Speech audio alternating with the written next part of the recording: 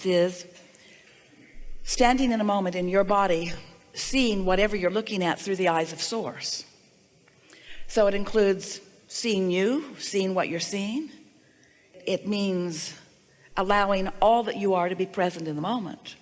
And you would be in that confidence if you weren't doing something, or if you hadn't been practicing something that is still somewhat active in you that isn't letting the confidence through. It's like you've got an umbrella up and confidence and well-being is raining down all around you because your inner being knows how brilliant you are and how worthy you are.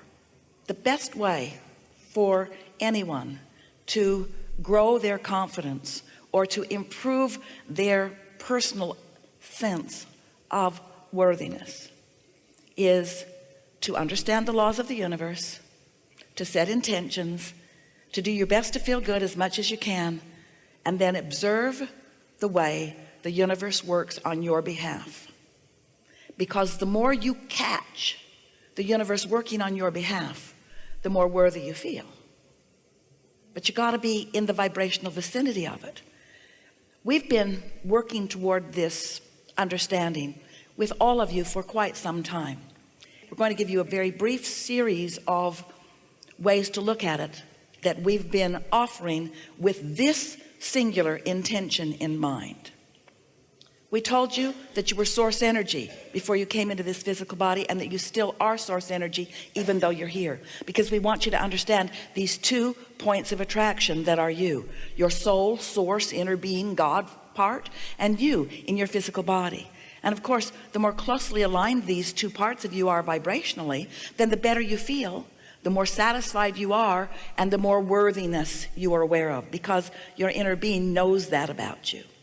So then we went on to explain that if you feel any kind of negative emotion, like insecurity, for example, or lack of confidence, it always means that you're just looking at it different than your inner being does. And in fact, if your inner being were not so confident, you could not feel lack of confidence. Because the emotion that you're feeling is the relational feeling between how your inner being feels and what your inner being knows and what you're doing right here and right now. Then we went on to explain that you sift through the contrast in your time and space, and you launch these vibrational rockets of desire. You can't help but do it. And when you do, they're answered every time by your inner being, by source, and by law of attraction. So this growing that you're doing is happening even though you can't see it right now, because these vibrations have to turn to things before you can see them. There's a vibrational realm that exists, but you've got to find some way to tune into it and to practice being tuned to it before you can be the translator of it into things. Well, most humans wait until they can see and hear and smell and taste and touch the things before they allow themselves to feel worthy. They want to gather other people around, and they want them to all stand in amazement at the statue that you've created. Isn't it beautiful? I made this. Took me my whole life. It's all I'm ever going to do too. Just going to rest on the laurels of this statue. A lot of people do that. They get something going and they like it, and other people like it, and then they just stand and say, that represents me. It's the tangible thing that they want to represent them. We want the intangible to be what you're reaching to represent you. Because if you could hook into and understand this vibrational reality, then what would happen is, in your knowing that it's there, even though you can't yet see it, in your faith that it exists, even though you can't see it, hear it, smell it, taste it, touch it, but you can feel it because you feel satisfaction. You can feel it because you feel exhilaration. You can feel it because you're happy. You can feel it because life helped you to know that you wanted it, and you believe that it is coming in the fullest of sense. So you stand in that faith-based, expectant, knowing that it's coming because you can feel it state of being. And then a really wonderful sequence of events begins to happen.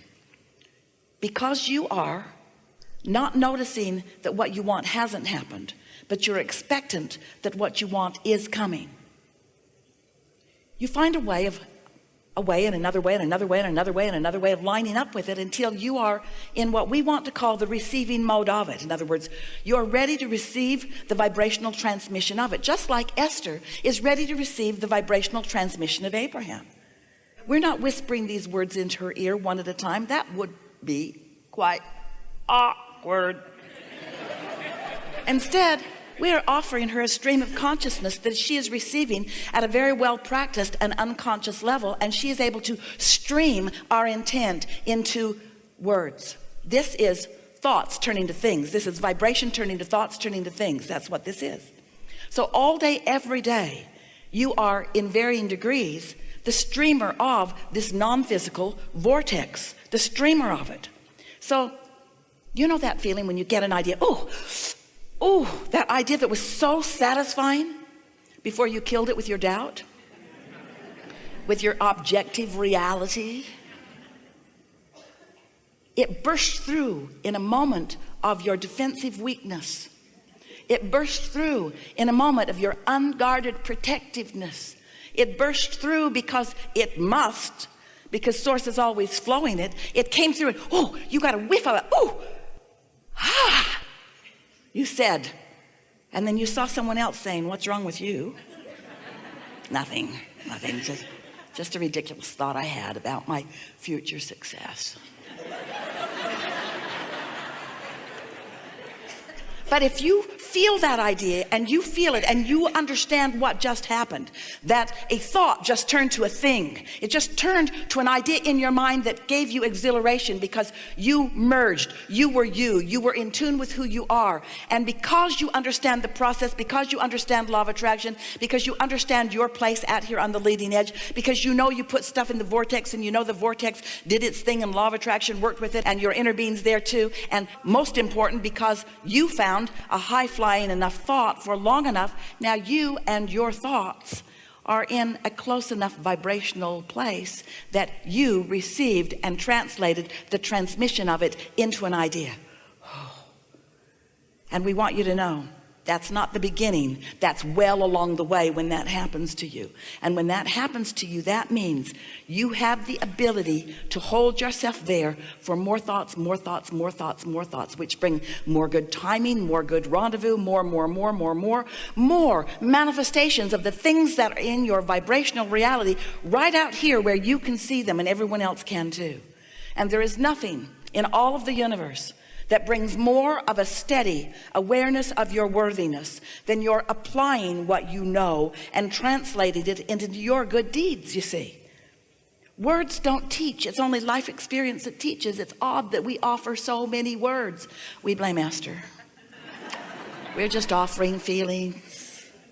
We're offering thoughts, and she's translating them. And we're glad that she is, because you're joining her in these rendezvous. And then your life experience shows you something that you've heard about.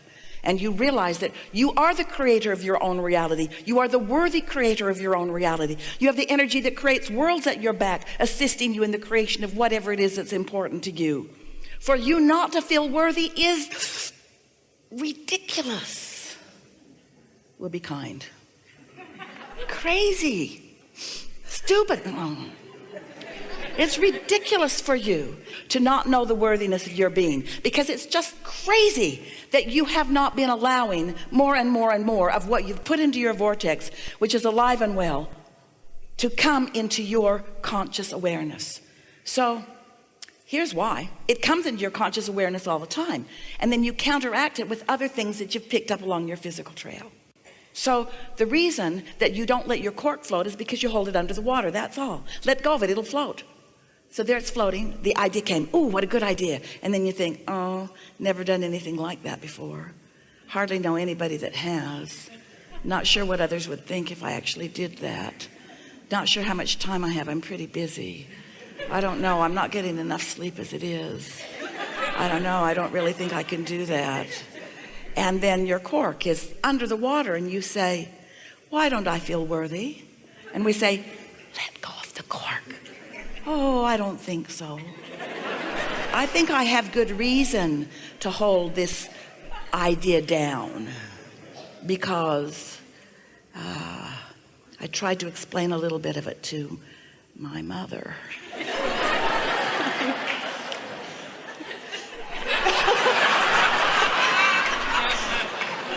And then I went to sleep. And when I woke up, my cork was floating again. Whew, and the idea came back. And then I remembered. And so you practice these thoughts of unworthiness, but the good news is every time you do it, you feel the emotion that lets you know you're doing it.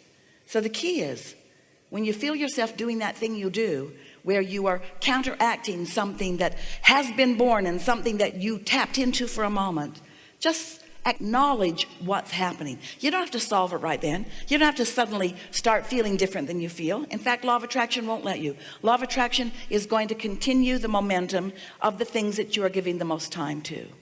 But when you awaken in the morning, you have a much better shot of your cork floating. Just let it float for a little while, which usually means see no one for a while. Don't answer your email.